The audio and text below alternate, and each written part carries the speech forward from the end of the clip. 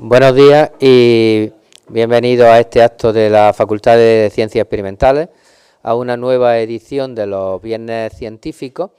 Es la edición número 114 y, bueno, aunque siempre repito lo mismo y en todos los vídeos que se cuelgan en YouTube aparecerán las mismas expresiones, pero es que creo que es importante resaltarlo, es decir, tener una actividad que lleve desde el año 2009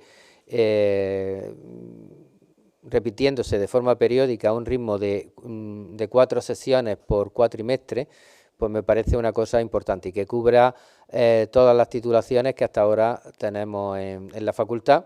Y si no pasa nada, el año que viene tendremos una titulación nueva, que es la titulación de Física, en un grado interuniversitario con la Universidad de Huelva, y entonces pues tendremos que incorporar, pues, digamos, charlas, conferencias relacionadas también con la física.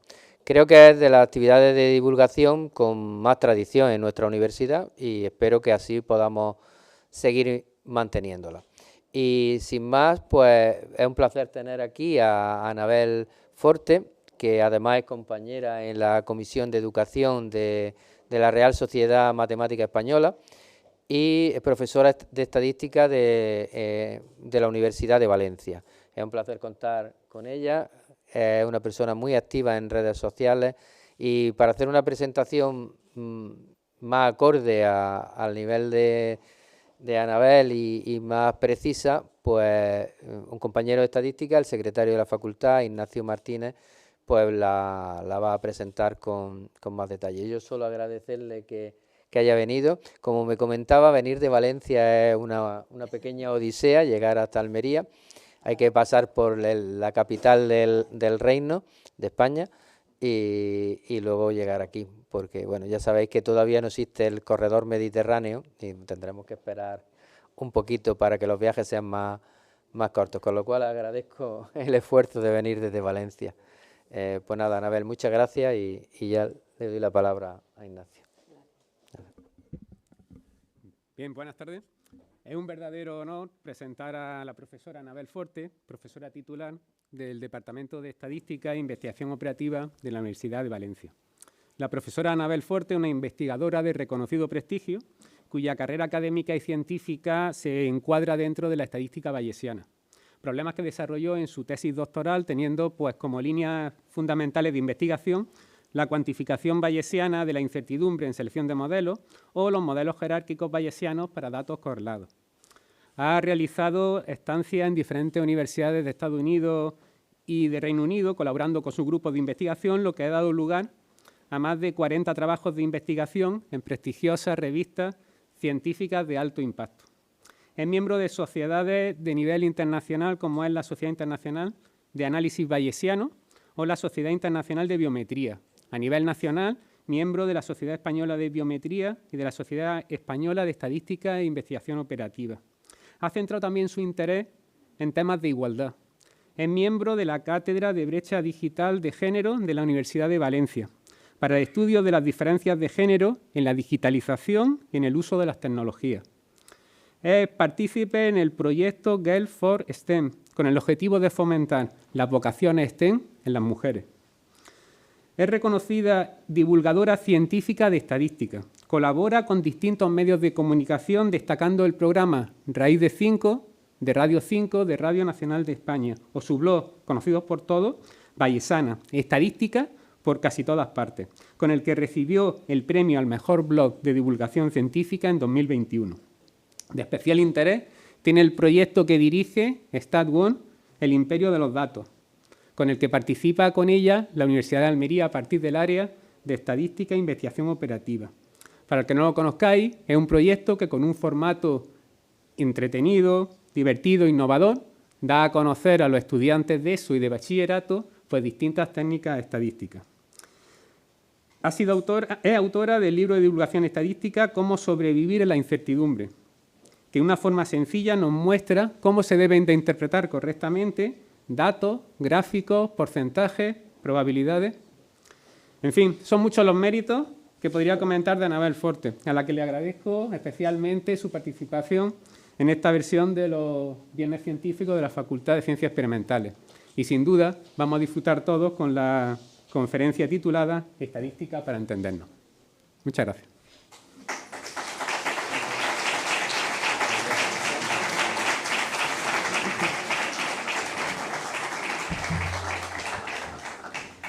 Bueno, deciros que la que está agradecida soy yo. Me hace mucha ilusión estar aquí. Cuando vi lo que costaba llegar a Almería me asusté un poco, pero dije, nada, no, me hace mucha ilusión que me hayáis invitado y sobre todo sabiendo la índole que tienen estos viernes científicos y el tiempo que lleváis haciéndolo y el cariño que ponéis en ello. Así que de verdad, muchas gracias. Y nada, pues voy a contaros cosas. La charla, hablamos de estadística para entendernos, pero lo que quiero que penséis, lo primero de todo, es cuánto de lo que nos rodea es incierto. Porque en todo lo que de alguna manera veáis incertidumbre, veáis cosas que no podemos saber con seguridad o cosas en las que tenemos que pensar qué va a pasar, pues allá donde veáis eso va a haber estadística. Y claro, seguro que si os paráis 2 minutos y pensáis en eso, decís, pues por todas partes. Y entonces entenderéis por qué en el blog tengo estadística casi por todas partes, pero el casi está entre paréntesis, porque algún día lo quitaré. Así es que, para que entendamos un poco, os traigo un viaje. Quiero que hagamos un recorrido desde lo más externo a nosotros hasta nuestro interior para entender todas esas cosas en las que la estadística tiene algo que decir, ¿vale? Entonces, vamos a empezar por el universo, ¿no? Lo más lejano, allá donde están las galaxias, las estrellas, vemos esas fotos impresionantes y en realidad mucho o casi todo lo que hay ahí son datos. Y igual que digo que donde hay incertidumbre hay estadística, pues donde hay datos también hay estadística para poder analizarla. Una de los ejemplos que a mí me gusta contar siempre cuando hablamos de astronomía, ¿no? Cuando hablamos del mundo, ojo, de astronomía, de astrología, la probabilidad de echarte un novio mañana, de eso no hemos venido a hablar, ¿vale? Entonces, hablando sobre todo de echarte un novio, ser el Libra, ascendente Libra, que eso creo que te enamoras fácil. Bueno, la detección de exoplanetas es uno de los ejemplos de cómo el análisis de datos en astronomía nos puede ayudar a ver cosas que en realidad no podemos ver. Aquí estamos viendo cómo un planeta pasando por delante de una estrella hace que esa estrella de repente baje su brillo. Es decir, nosotros no vemos la estrella, no vemos el brillo, no vemos la estrella, no vemos el exoplaneta, sobre todo. Lo que estamos recibiendo son datos del brillo de esa estrella. Los estamos recibiendo a través de algún telescopio o de algún método en el que se están recogiendo esos datos. Si nosotros si analizamos esos datos y vemos que ese brillo baja cada cierto tiempo y además que hay una cierta periodicidad, podemos intuir que hay algo que está pasando periódicamente por delante de esa estrella y con eso podemos estimar que va a haber un exoplaneta alrededor de esa estrella, ¿no? Y así es como un poco venimos a detectarlo. En física es verdad, lo estábamos comentando antes, que no nos hacen mucho caso a la estadística porque hacen su propia estadística. Si hay algún físico en la sala lo podrá corroborar, hacen toda la mecánica estadística y demás, se hace desde la física y aquí utilizan muchas veces para detectar si algo realmente está funcionando o no. Alguna vez escucharéis lo de los 5 sigmas o los 10 sigmas y cosas así. Por ejemplo, para demostrar que el bosón de Higgs existía, utilizaron ese método de los 5 sigmas. Aquí entre nosotros es estadística, pero bueno, le ponen su nombre, ¿vale? Bueno, tenemos esta imagen que no sé si la visteis en algún momento, si la habéis visto en algún momento, es la imagen del agujero negro. De nuevo, es una imagen que está creada a través de datos. Es una imagen de un agujero negro en el centro de la galaxia.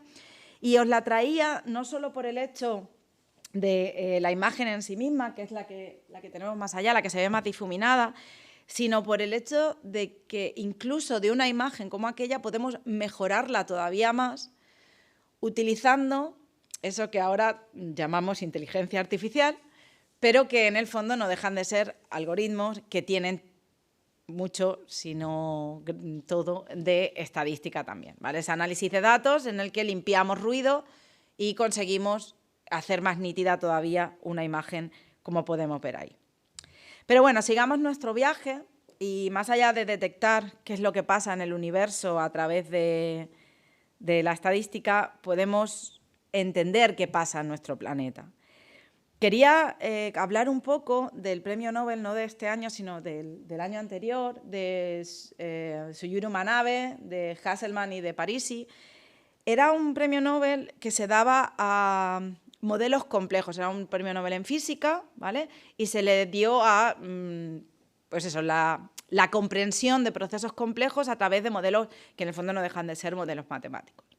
Estos modelos lo que hacen es intentar entender cómo es la realidad y sobre todo cómo se comportan procedimientos o procesos que nos influyen mucho, como el cambio climático, el cambio en la temperatura, o también la distribución de las especies, cómo cambia una especie, cuántos animales de una determinada especie vamos a tener y cómo se van a comportar, y ese tipo de cosas se estudian a través de estos modelos complejos.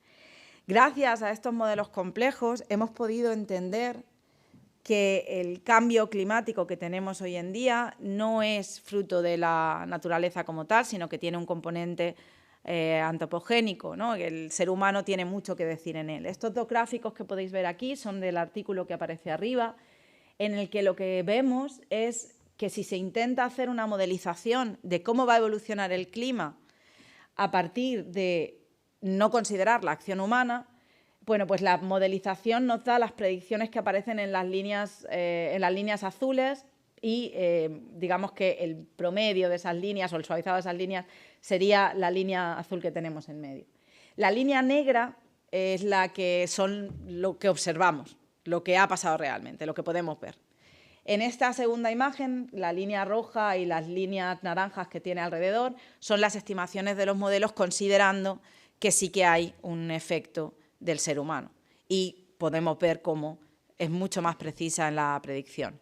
Las líneas grises que veis son eventos volcánicos que, al contrario de subir la temperatura, que es una cosa que podríamos pensar, que los eventos volcánicos pueden subir la temperatura, al contrario, los eventos volcánicos suelen tapar la llegada de los rayos solares y entonces bajan la temperatura en la Tierra. De hecho, no sé si sabéis la anécdota de que Frankenstein, el libro de Mary Shelley, se escribió durante uno de esos procesos en los que no hubo verano en Europa, porque un volcán pues, hizo que ese verano pues, hiciera frío. Entonces se encerraron en una casa a contar historias de miedo, porque ¿qué se hace cuando se hace frío? Contar historias de miedo. Todo el mundo lo sabe. Bueno, y hablando, vamos un poquito más allá en nuestro viaje y vamos a llegar a la ciudad, a nuestras ciudades. Y aquí me quiero detener un poco, porque en nuestras ciudades, bueno, esta no es tu ciudad, esa es una imagen de archivo, ¿eh? No es Almería, pero bueno, cualquier ciudad nos vale. En nuestras ciudades hay mucho de gestión que a veces, esto lo tengo que decir, a veces se hace con estadística, a veces no. Y creo que funcionaría mejor si tuviéramos más en cuenta los datos y los analizáramos con un poco de cuidado. Pero bueno, yo os voy a contar algunas de las cuestiones que en nuestra ciudad hacen que, en nuestro día a día, hacen que la vida sea un poco más fácil o más difícil. Hablamos de las Smart Cities, ¿no? Esto es un término que se acuñó hace unos años, y es ciudades inteligentes. Inteligentes es quien maneja la ciudad. Tenemos esa idea de asignarle a las cosas calificativos. Bueno, será inteligente si la sabemos tratar bien. Bueno, una de las cosas que aparecen en este mapa de lo que sería una Smart City es la seguridad. Claro, ¿qué es seguridad? Claro, aquí hay mucha ética, hay mucho debate, mucha filosofía detrás de qué puede ser seguridad, pero una de las cosas que en principio no venden como seguridad sería pues, el poder entender qué está pasando en la ciudad, a lo mejor tener cámaras que nos permitan en tiempo real pues, ver qué está pasando y saber. Y aquí juega un papel muy importante lo que llamamos inteligencia artificial. Os decía antes que en el fondo la inteligencia artificial pues es estadística moderna para datos altamente estructurados. ¿Qué significa esto? Pues básicamente que ahora en estadística hemos estado acostumbrados siempre a analizar datos que son números y que los analizamos como números y ya está, pero hoy en día en realidad los datos que nos llegan acaban siendo imágenes, acaban siendo sonido, acaban siendo textos, ¿no? Conocemos ChatGPT, conocemos todos estos, Siri, Alexa, ¿no? A las que les hablamos y nos contestan y cosas así. Y claro, eso ha hecho que tengamos que cambiar las técnicas con las que analizamos los datos porque los datos ya no son iguales. Quería presentaros uno de estos algoritmos que a mí me gusta especialmente porque creo que identifica muy bien lo que estoy queriendo decir con lo de que la inteligencia artificial no deja de ser estadística.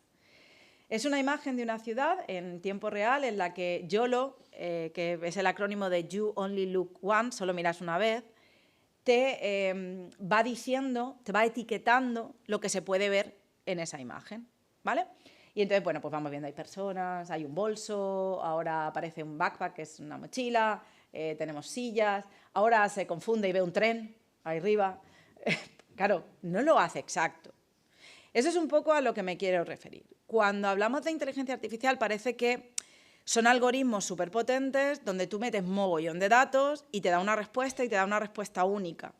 Pero no es verdad. Si os fijáis en el circulito que he puesto arriba, ahí van saliendo números todo el rato. Esos números no dejan de ser la probabilidad de cada una de las etiquetas que aparece.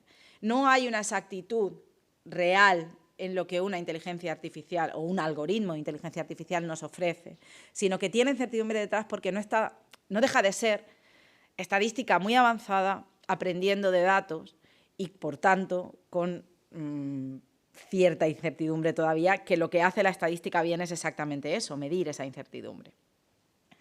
Pero aquí hay un tema más y es cuando decimos que lo alimentamos con miles, millones de datos ¿de qué estamos hablando?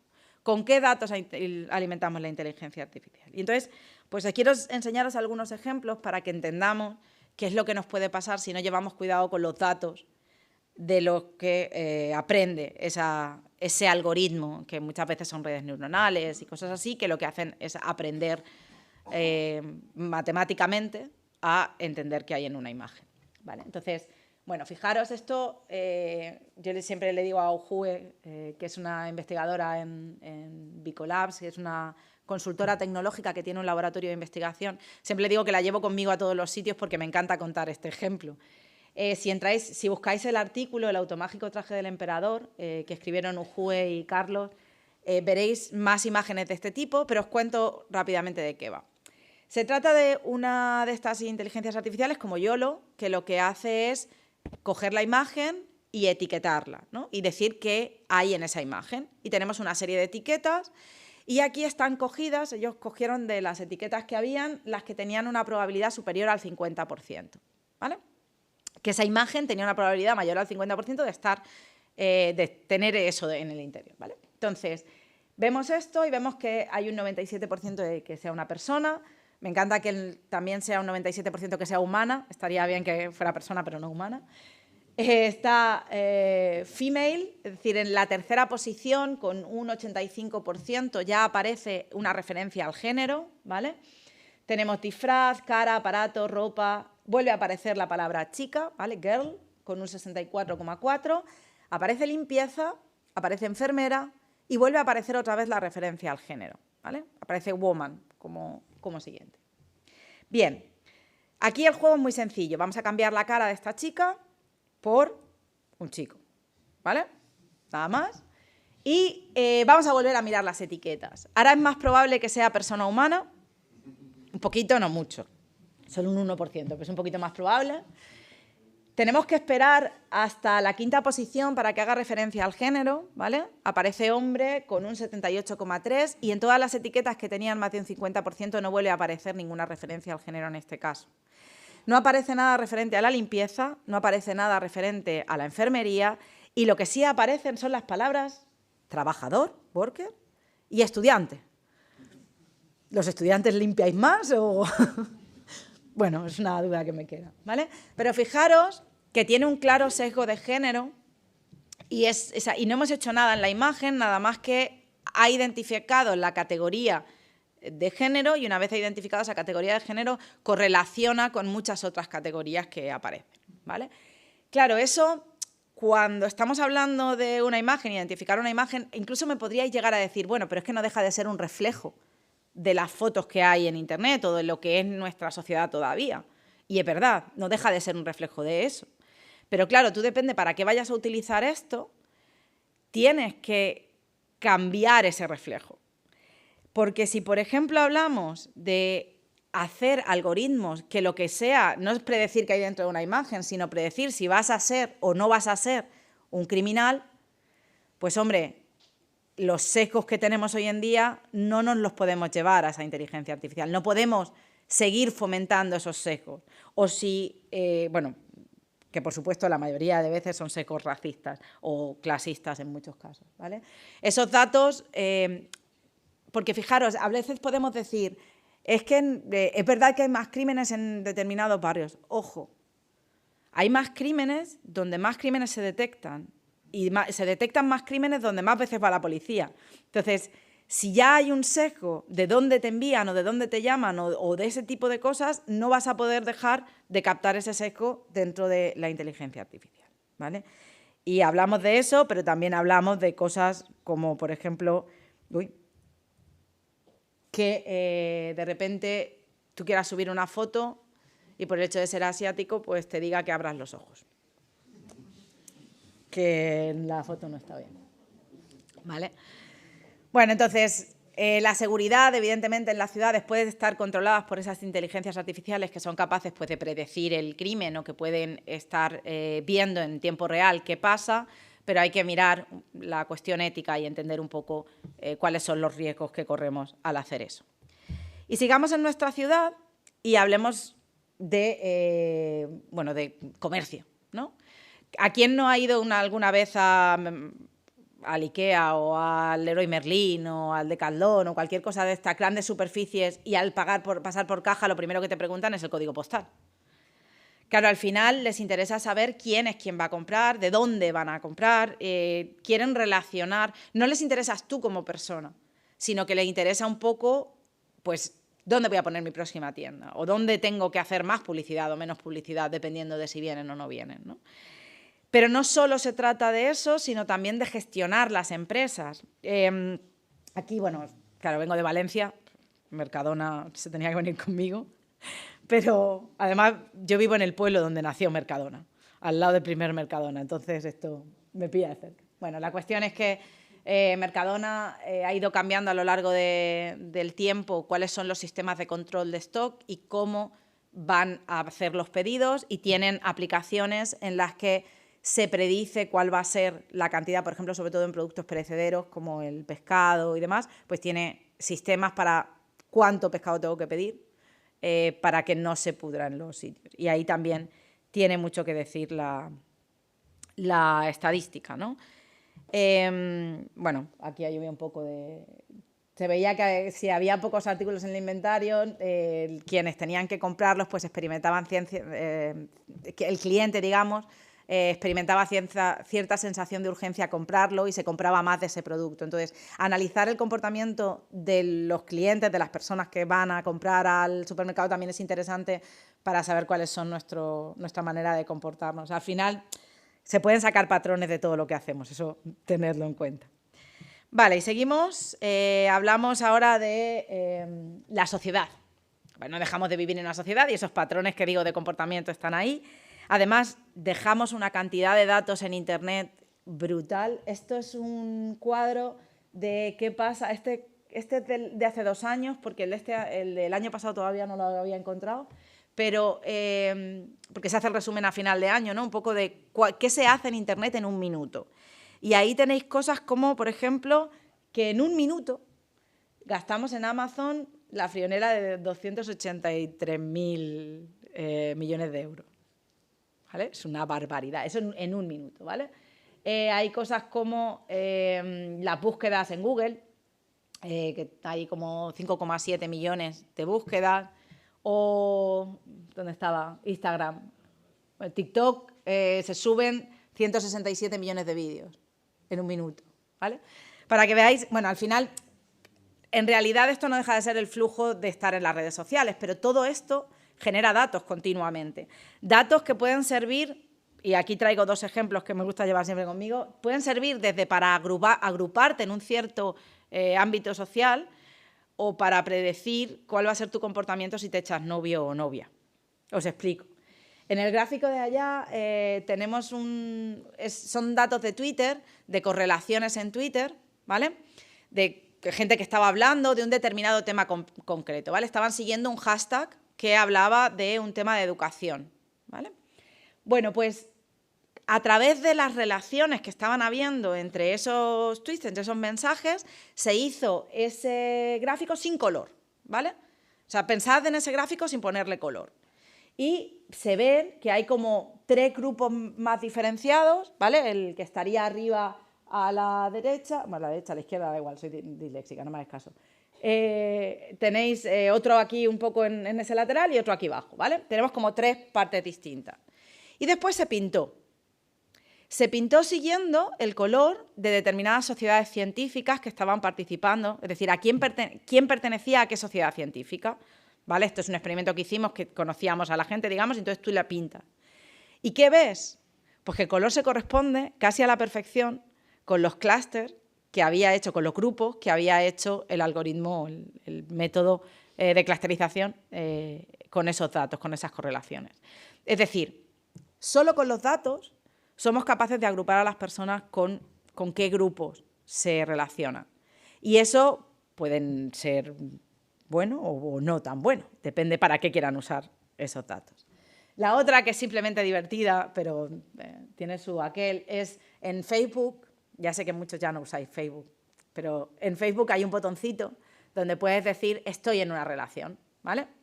Entonces se contaban el número de posts que se hacían antes de estar en una relación y después de estar en una relación. El punto central, este punto de aquí, el 0, es el momento en el que se le da el botón.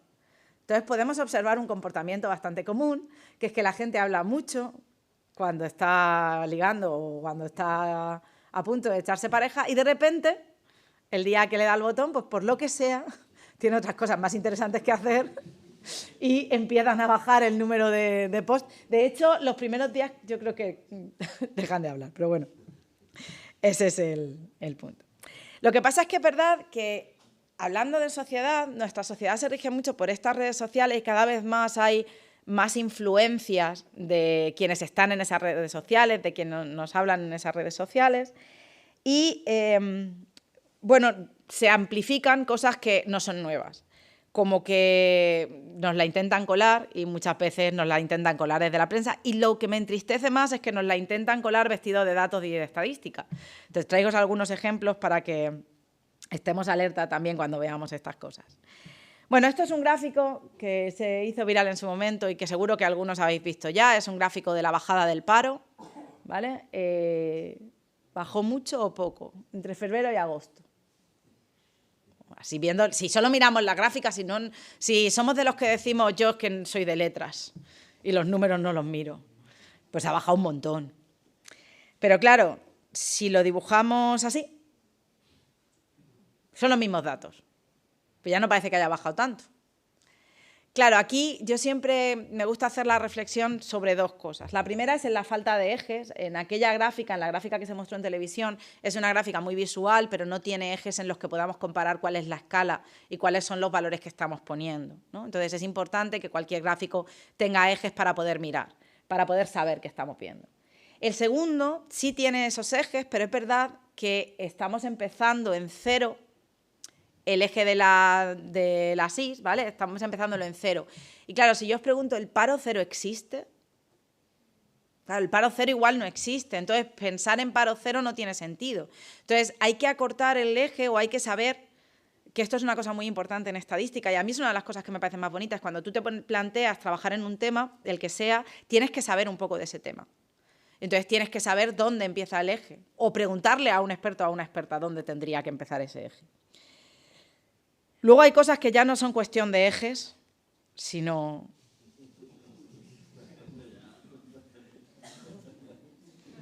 ¿Cuánto le preocupa a la gente el virus del Zika en Estados Unidos? Si seguimos las barras, nada, en absoluto, not at all. Si miramos los porcentajes, pues igual mucho. Yo he intentado buscarle todas las explicaciones del mundo. Ayer conté esta gráfica a alumnos de 4º de la ESO y hubo una niña que se indignó muchísimo y me dijo... ¿Y no les da vergüenza? Y yo dije, es que, ¿y no les da vergüenza de verdad? Porque a este gráfico no hay manera de encontrarle la explicación, porque podrías decir, es que están poniendo el porcentaje contrario al que muestra la barra, ¿no? Pero no, es que tampoco. Entonces no No lo he entendido todavía. Pero de estas, lamentablemente, estas son muy evidentes y te puedes dar cuenta y ya está. Pero luego hay otras que son más sutiles.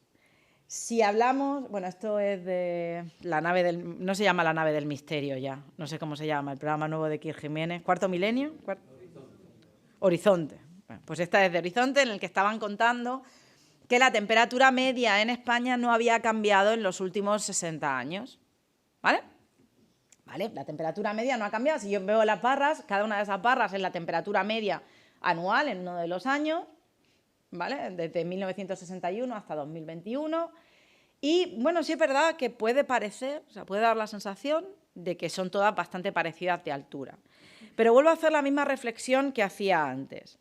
Si yo veo cuál es el eje empieza en 0 de nuevo. ¿Qué sucede? Que estamos hablando de temperatura media. Entonces, en España, ¿vale? ¿Qué temperatura media tenéis en Almería en verano? 0. 30, 40, ¿no? Vamos a pensar que la temperatura media en verano en España, en toda España, estuviera cerca de los 30, ¿vale?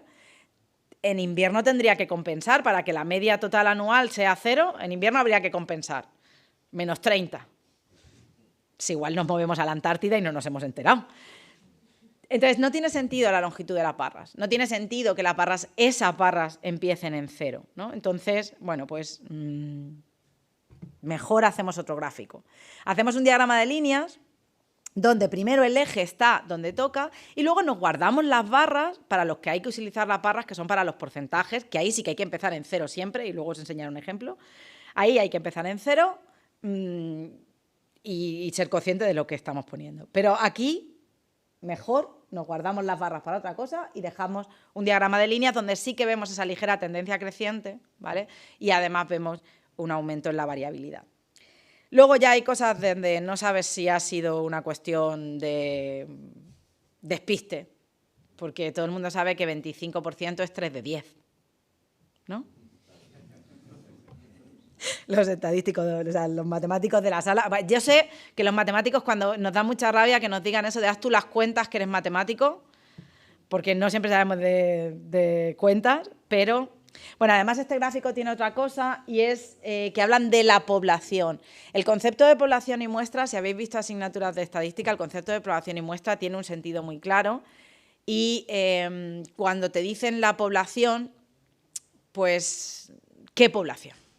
¿A quién has medido? Bueno, será de las personas que has medido. ¿Realmente hay un censo donde se sabe que el 25% exacto de toda la población española es obeso? Pues igual no mucho. Como os decía, las barras hay que guardárselas para los porcentajes, pero el eje tiene que empezar en 0, ¿no? Os lo he dicho ya. Vale.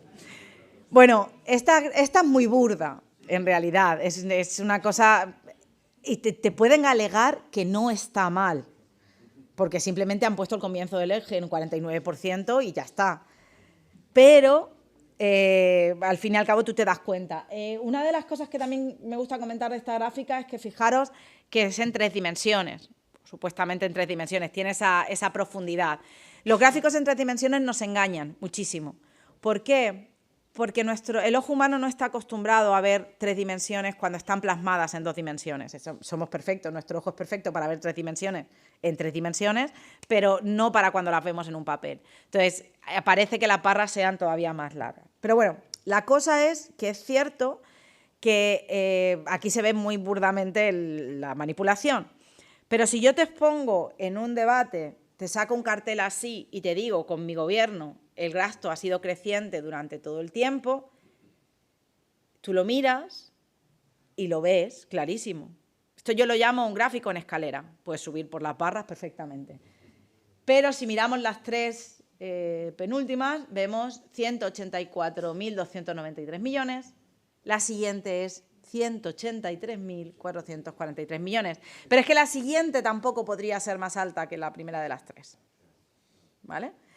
Claro, evidentemente cuando pasó esto en Twitter se armó un revuelo brutal, esto fue en un debate en televisión española, se armó un revuelo impresionante y enseguida obligaron a que cambiaran las gráficas, como podéis ver con el color de las barras, pues ya sabéis de quién se trata. Bueno, la cuestión es que vamos a seguir por nuestra ciudad y vamos a hablar un poco de salud, ¿no? Tenemos muchas aplicaciones en salud que son muy importantes. Hablamos de vigilancia epidemiológica, ¿vale? Saber cuándo va a haber de repente una epidemia y poder avisar a un hospital con tiempo para que puedan aumentar el número de camas o aumentar el personal. Todo ese tipo de cosas es muy necesario. Aquí os ponía un mapa de la red Centinela de vigilancia de la gripe. Hay médicos y médicas en toda España que están obligados a cada vez que llega un caso de gripe comunicarlo. Y entonces, a partir de esos datos, pues se puede hacer esa predicción de cuándo va a haber una epidemia de gripe, ¿no? Pero no solo epidemias de gripe, porque en realidad tenemos muchas epidemias sociales. Y hablamos de alcoholismo, hablamos de tabaco, hablamos de apuestas, hablamos de juegos online, hablamos de muchas cosas. Hablamos también de violencia, por ejemplo. Hay un libro muy interesante que se llama Las reglas del contagio, publicado por Capitán Swing, de Adam Kucharski, y ahí cuenta cómo a partir de, por ejemplo, de grafos y de entender la incertidumbre en esos grafos, se puede modelizar la violencia, en este caso en la ciudad de Chicago, ¿vale? Pero bueno, como os decía, muchos tipos de enfermedades. Estuvimos muy en contacto con esto durante la pandemia. Seguro que en algún momento oísteis hablar de los famosos modelos SIR. Los modelos SIR no dejan de ser modelos matemáticos de ecuaciones diferenciales, que llamamos, en los que lo que hacemos es ver cómo va a evolucionar una enfermedad. Básicamente tenemos 3 tipos de personas en este modelo, que es S, de susceptible, I, de infectado, y R, de recuperado, que esto está muy guay porque las siglas sirven en español y en inglés igual, así es que es perfecto. Bueno, como veis, simplemente lo que hacen es que las personas pueden pasar a la siguiente categoría en una tasa concreta, dependiendo del número de contactos que tengas con alguien infectado y demás. Pero lo importante de estos modelos es que cuando consideramos datos y aprendemos sobre esas tasas, porque aquí está la estadística en el punto en el que tú tienes que aprender de los datos cómo se transmite una enfermedad, ¿no? Y gracias a ese conocimiento, pues podemos tener estas 3 curvas que a lo mejor vistas así no suenan. Básicamente es cómo evoluciona el número de infectados, de recuperados y de susceptibles, pero quizás si os pongo esta, sí que os recuerda algo, ¿no? Esta es la curva de infectados, solo una de las 3 que os ponía antes, que nos mostraron durante la pandemia para intentar decirnos por qué era importante que nos quedáramos en casa, por qué era importante protegerse.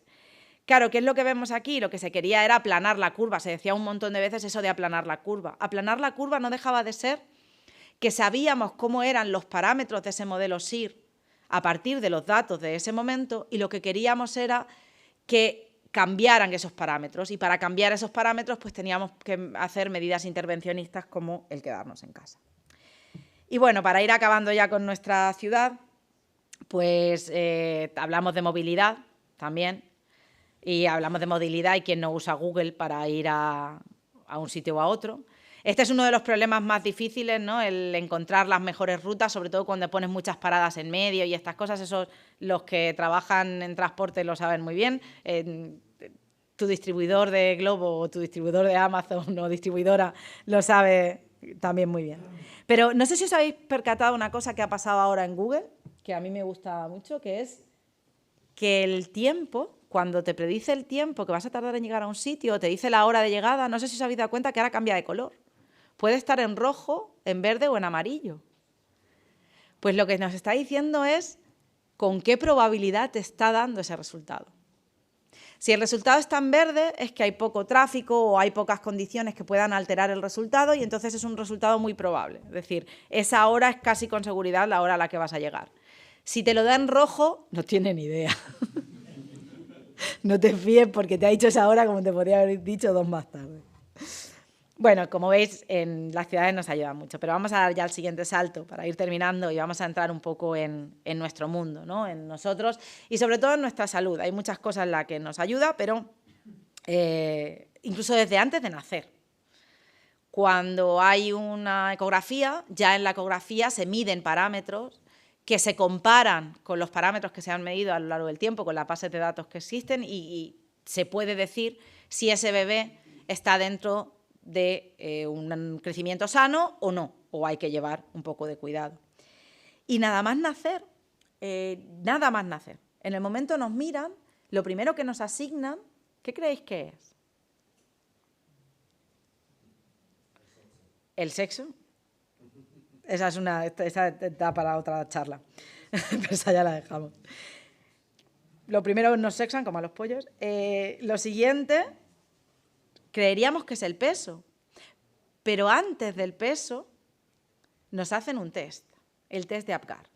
Es el primer valor que nos asignan al nacer.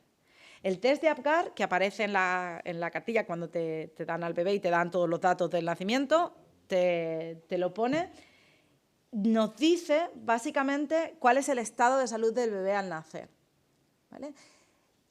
Son valores que se sabe, o sea, son valores cualitativos, digamos, pero también hacen falta en la estadística esos valores cualitativos que nos ayudan a entender cuál es la salud de un bebé. Y luego ya pues son muy pesados y el peso te lo miden en ese momento y ya te lo siguen midiendo siempre, y la altura, y entonces es que está por un percentil bajo y tu madre te hace comer más, o tu abuela sobre todo. Pobres abuelas, un besito. Bueno, básicamente se pasan el resto de nuestra infancia midiéndonos y en realidad lo que hay que explicar mucho, vosotros que estáis estudiando estas cosas y demás, hay que explicar muy bien lo que son los percentiles, que es lo que hablamos aquí, y que estos percentiles, cuando se calculan para bebés de cierta edad que están completamente sanos. Entonces, si un niño o una niña está en el percentil 3%, que parece un percentil muy bajo, cabe seguir pensando que hay un 3% de niñas perfectamente sanas que todavía miden o pesan menos. Y que si está en el percentil 82%, pues todavía hay un 8% de niños y niñas, no, un 8 no, un 18%, de niños y niñas perfectamente sanos que están por encima de ese percentil, ¿vale? Y bueno, os cuento algunas cosillas más ya volvemos a la inteligencia artificial un poco, o lo que llaman inteligencia artificial, que en el fondo es análisis de datos otra vez. No sé si conocéis este aparato. Hablamos de las bombas de insulina. Las bombas de insulina tienen una gran ventaja, y es que las personas que tienen diabetes no tienen que estar inyectándose la insulina continuamente, sino que hay un control por parte de la bomba. Y una de las cosas que hacen estas bombas de insulina, me contaba un amigo que se dedica a investigar en este ámbito y que además él es diabético, y Adrián Villalba, que también tiene varios libros de divulgación y le podéis seguir. Adrián me contaba que una de las cosas que esta máquina hacía muy bien y que a él le había salvado en muchas ocasiones es que analiza los datos de tu día a día y va creando patrones en tu comportamiento. De manera que sabe pues cuándo hace determinadas actividades, cuándo tiene que inyectar más insulina, cuándo tiene que inyectar menos insulina. Es verdad que me decía que lo había hecho esclavo de salir a correr, porque si no salía a correr a la hora que tocaba, igual le daba una subida de azúcar, pero porque al final con los patrones pasa eso, que si tú los rompes, pues no dejan de no saber exactamente qué está pasando, ¿no? Lo que pasa con todos estos análisis, si hablábamos de salud, igual que antes lo hemos comentado para la seguridad, es que cuando se hacen análisis de salud, también es importante no dejar a nadie atrás. Y a mí me gusta contar siempre uno de los principales ejemplos en los que se ve muy bien cómo los estudios de salud, los estudios estadísticos de salud, han dejado atrás a muchas mujeres a lo largo del tiempo. Si yo pregunto, en general, cuando pregunto cuál es el principal síntoma de ataque al corazón,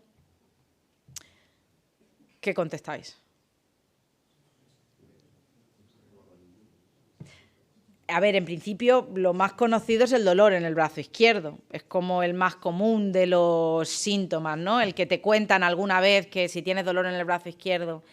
Bueno, pues resulta que ese es uno de los pocos síntomas, o sea, uno de los síntomas que solo corresponde a hombres. El problema es que cuando se hicieron los primeros estudios, y pasa un poco lo mismo que con las fotos que os contaba antes, cuando se hicieron los primeros estudios sobre el corazón, hay un estudio muy famoso que se llama el estudio Framingham del corazón, donde en una población de Estados Unidos se cogió a la gente y durante muchos años se siguió, pero se cogió a la gente que tenía enfermedades coronarias. ¿Qué sucede? Que la enfermedad coronaria es una enfermedad que es más común en hombres, de manera que esa muestra de personas tenía mayoritariamente hombres. Si tú analizas mayoritariamente hombres, lo que vas a ver es un sesgo hacia los síntomas que tienen los hombres. En este caso, el dolor en el brazo izquierdo, la dificultad para respirar o el dolor en el cuello, como un tipo de flato, ¿vale? Hay algunos que son comunes, como los sudores fríos, el dolor en el pecho, las náuseas, el dolor de espalda, pero hay otros que son propios de las mujeres, que son además los primeros que se detectan, como el dolor epigástrico, los mareos y las náuseas, el malestar en la garganta, y cuando tú llegas con dolor en la espalda o dolor en el abdomen al hospital, pues seguramente tienes la regla y ya está. Y lo que sucede con ese tipo de cosas es que a las mujeres se les manda mucho más a casa cuando están teniendo un infarto sin que se sepa que es un infarto, y cuando realmente se detecta que es un infarto es demasiado tarde porque no es el primero. Entonces, aunque las enfermedades coronarias son prevalentes principalmente en hombres, las mujeres tienen una mayor mortalidad por infarto que los hombres, ¿vale? Y se debe a estas causas. Y tiene que ver con que los datos, de nuevo, pues no son los más, o sea, suelen estar sesgados. Y ya vamos a terminar en el interior de nuestro cuerpo. Me han dicho que por aquí hay mucha gente también de biotecnología en esta facultad, en este campus. Y la biotecnología, si habéis hecho algo de biotecnología, pues analizar genes es básicamente analizar datos, ¿no? Se hace la secuenciación y lo que se ven son datos donde podemos ver pues, qué relación hay de esos genes con enfermedades o con cualquier cosa que queramos tratar. Eso además está siendo fundamental, por ejemplo, el hecho de el plegado de proteínas. La estadística, sobre todo aquí, los algoritmos de inteligencia artificial que se dedican a estudiar las estructuras moleculares de proteínas o de otras moléculas, están siendo fundamentales para encontrar no solo fármacos nuevos a enfermedades antiguas, sino darle nueva utilidad a fármacos que antes tenían utilidades distintas. El haber encontrado el plegamiento de ciertas moléculas ha permitido pues, reutilizar fármacos que antes, no sé, por ejemplo, la aspirina es uno de los fármacos que le han encontrado muchas utilidades después de que... También es un ejemplo la aspirina de cómo no se tiene en cuenta la salud de las mujeres, porque una de las cosas que pasaba con la aspirina es que diluye la sangre y se dieron cuenta en un momento determinado que las mujeres no podían o no debían tomar aspirina cuando tenían la regla, cosa que en un principio, como las dosis solo se habían determinado para hombres, pues nunca se había tenido en cuenta hasta que bueno, pues alguien lo vio. ¿Vale? Bueno, como os decía, a nivel molecular, para poder hacer ese plegamiento y poder encontrar nuevos fármacos, en la agricultura, en la ganadería o en la pesca, se utiliza la estadística para encontrar plantas resistentes a nuevas enfermedades, para encontrar curas para los animales o entender cómo es el ciclo de alimentación o cosas de ese tipo. Y en la pesca os traía dos ejemplos que a mí me parecen muy relevantes, muy interesantes en este sentido. En un caso es la probabilidad de aparición de elasmobranquios en la zona del Mediterráneo. Los elasmobranquios son un tiburón pequeño, pero que tiene mucha importancia porque también es como un marcador de la calidad del agua, ¿vale? Entonces podía haber un poco, o también de la temperatura del agua. Entonces es un poco, pues es ver cuántos hay. A partir de ciertas observaciones, ver cuántos hay en todo el mar. Y el segundo es la cantidad, está en logaritmos, pero es la cantidad de merluza que hay en el Cantábrico, ¿vale? Entonces eso permite pues también saber dónde se puede pescar, dónde no se puede pescar y en qué épocas es mejor pescar. Y todo esto siempre acompañado de mediciones del error, porque eso es una cosa muy importante en estadística, las cosas no son exactas, esa no es la probabilidad exacta de que haya elasmobranquios en una zona, sino que tenemos que añadir esa visión del error también, ¿no? Entender esa incertidumbre que hay alrededor de esas estimaciones. Y aunque no esté en el interior de nuestro cuerpo, pero también es útil, en el diseño de nuevos materiales también está muy presente todo el tema del análisis de datos y el entender cómo funcionan. Me sorprendió la primera vez que en un curso de estadística básica encontré gente que venía de ingeniería química y que venían a aprender sobre estadística y me contaban, son muy distintas a los análisis a los que yo estaba acostumbrada a hacer, pero tienen ejemplos muy chulos de cómo producen nuevos materiales y quieren ver la resistencia, por ejemplo, u otras variables, y también las miden. Así es que, aunque a veces no la veamos o no sea fácil verla, La incertidumbre es parte de lo que eres, parte de lo que sois y nos ayuda a entendernos mejor. Así que muchas gracias.